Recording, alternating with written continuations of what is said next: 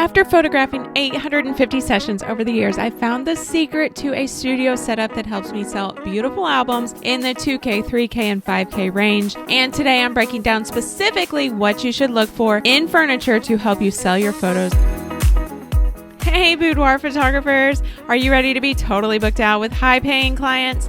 I'm Tracy Lynn, and I went from side hustle photographer to running $1 million boudoir photography business, working just 30 hours a month. That's right, just 30 hours a month. On this podcast, I tell you how I did it and how you can too.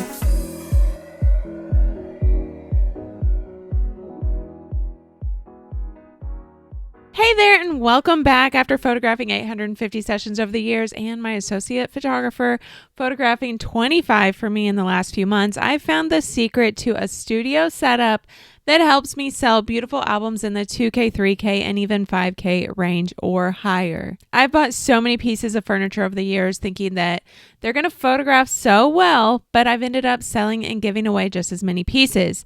I'm pretty sure Tiffany, my makeup artist, has half of my furniture in her basement. I almost always stick to my tried and true favorites, and because of all these learning experiences, I've discovered a few things that decide whether or not a piece of furniture will get to live out its life in my studio or if it's going to find a new home just as quickly as I put it together. Today, I'm going to give you those specific key points about what makes a piece of furniture a winner in my studio, as in what makes me love a piece, or what makes me absolutely hate it. Then I'm going to explain my 3 very favorite pieces of furniture in my studio that will stay and have already been around for years. These are the furniture pieces that help me create photos that sell. By the way, be sure to stay to the end because I've added something very specific that I keep in my studio that's kind of become one of my signatures. Are you ready? Let's dive in. The first thing I look for in a piece of furniture is that it's a neutral and lighter toned color. One of the fastest ways to make me hate something I'm shooting on in my studio is if it's not a neutral color, and more importantly, if it's not a lighter toned. I've had furniture like chairs, love seats, and sofa that were like royal blue, deep maroon, and even a black one. And while I like black sometimes, it's just not something that I want to photograph as the main piece of furniture. And furniture with color, like an actual color, it's even worse. The blue love seat would throw cooler tones, and since I already shoot cooler in general, it just kind of threw off my images. And the maroon toned furniture threw off the white balance completely. I used it for a few sessions and quickly realized it was not my style. And on top of not liking the colors, it was more ornate and looked like a granny chair because I think it was. So it just wasn't something that I wanted to shoot with anymore.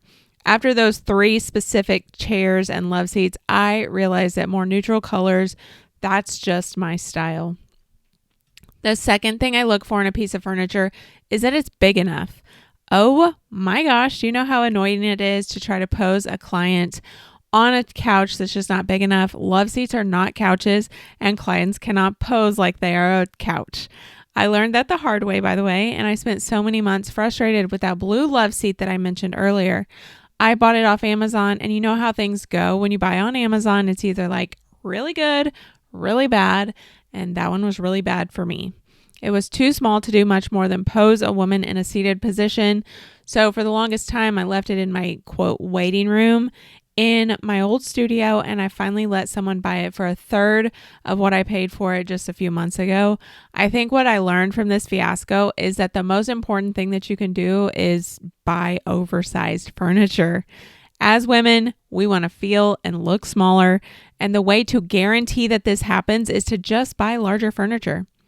The third thing I look for in a piece of furniture is that it has an arch, but not too much. I'm more specifically talking about my Chase Lounge here, and I love this Chase Lounge so much. It gives just enough arch to really give the woman beautiful curves in several different poses, but not so much that she looks like she's on her head in certain poses. There's definitely a happy medium here. My favorite pose for this arch piece of furniture is when she's laying on her back with her legs up in the right light.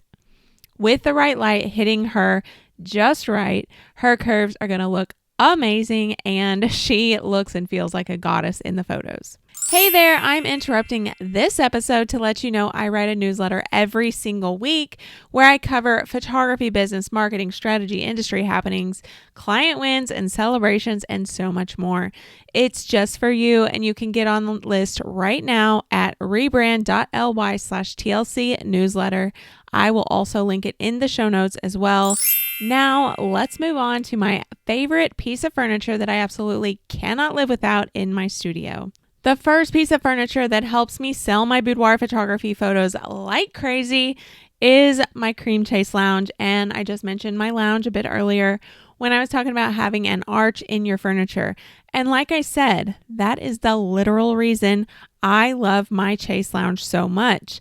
It creates the most beautiful curves, and the clients always choose the photos taken with this chase lounge. Plus, it's a neutral color, so it goes really well with pretty much any outfit a client can bring. If you don't have a chase lounge, I'm going to link that in the show notes. You're going to want to invest in this specific piece of furniture for sure. The second piece of furniture that helps me sell my boudoir photography photos like crazy is my cream tufted bed. And remember how I mentioned earlier that it's important to have furniture that's oversized so your clients look smaller.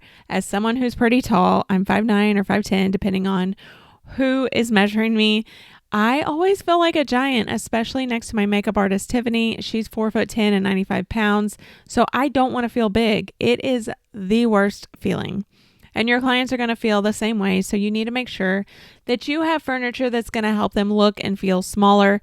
I used to use a full-size bed, and the problem I kept having was my clients did look bigger on this bed.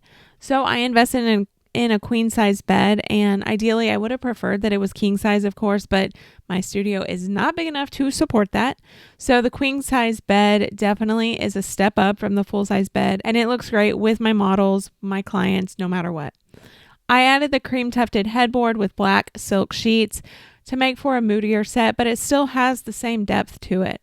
This is definitely a style preference, but something that you can at least consider while you're designing your studio space. The third piece of furniture that helps me sell my boudoir photography photos like crazy is another bed set that's in a totally different room. This is for my light and airy setup. Now, I told you I like my queen size bed, right? Well, I didn't get rid of my full size bed. I kept it, but I actually turned it sideways to make it look more like a queen size bed in this setup. And I've used this with my white silk sheets and a white wall to make it super light and airy. These are always some of my clients' favorite photos because of this simple setup. It really makes the set all about the woman in the photo and less about the actual set. Now, I want to add two more things that I think really help me sell my boudoir photography photos like crazy, but neither one are pieces of furniture. The first is my white fur rug, and over the years, this has kind of become a staple in my studio. It's definitely used with my cream chase lounge setup, but over the years, it's been used as a Christmas tree skirt for Christmas sessions and so much more. I have used it as a standalone rug against my gray wall. Now, there were two things in my old studio that everyone had to take a photo with for their Instagram when they came in the studio. One was my 13-foot wall with all of my favorite wall portraits, and then, of course, my white fur rug. My photography coaching clients have started finding staples to add to their studio. One has a zebra rug, another has an antique vibe so that she has a really ornate mirror and granny chairs. So I want you to think about it. What is your style and what can become your signature staple in your studio? And the second thing is a dark gray wall. And I really love having just a dark gray wall to shoot against, especially if you have the right type of light. I always want the light to fall on one side and the wall facing her has no light whatsoever. I've chosen this type of lighting with intention because I want to make sure that the light catches her skin and lights her chest, booty, and defines her muscles in the exact right way, the most flattering way. I love the gray because gray doesn't bounce light or absorb it, plus it's just classy and neutral. It puts the focus on the clients rather than on the setting. I highly recommend just a plain gray wall or backdrop to shoot with. Now, if you only get one thing from this episode, I want you to know that not all furniture is created equal. Don't be like me and go crazy investing in all kinds of different pieces of furniture, then have so many pieces that you don't even use them. Make sure that you stay true to who you are as a photographer as well. Just because I like more neutral pieces, that doesn't mean that that's going to work for you. Maybe you like the more bold colors. If so, by all means, continue to shoot with those pieces. This is just my opinion and how I personally like to shoot. The most important thing I want you to do is be smart about your investments. Invest in the pieces that are going to help you sell those albums, that help you bring in more money that will help you feed your family, money that will finally give you the opportunity to go full time, money that will give you the freedom to take the field trips with your kids.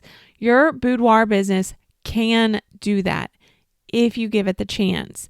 And that's exactly why I want to invite you to check out the Boudoir Photographer's Playbook. Inside this playbook, I guide you in creating an unbelievable and luxurious experience for your clients. This playbook lays out the entire session experience from start to finish, so you know exactly how to set yours up, including pricing with a business foundation in mind, session consults, sales sessions, and so much more. I've even included my posing guide and icebreaker poses as well. After looking through it, Madison said it's simple and easy to navigate, but has an incredible amount of useful information for any photographer wanting to up their boudoir game. And the best part, you can get access right now by heading to rebrand.ly/TLC playbook, or just click the link in the show notes. Thank you for listening to this episode of Sustainable Freedom with Boudoir Photography. Please be sure to rate and follow so that you never miss an episode. They drop every Thursday and they're always full of super actionable information for you to apply right now in your boudoir business. Until then, make your next shoot your best shoot.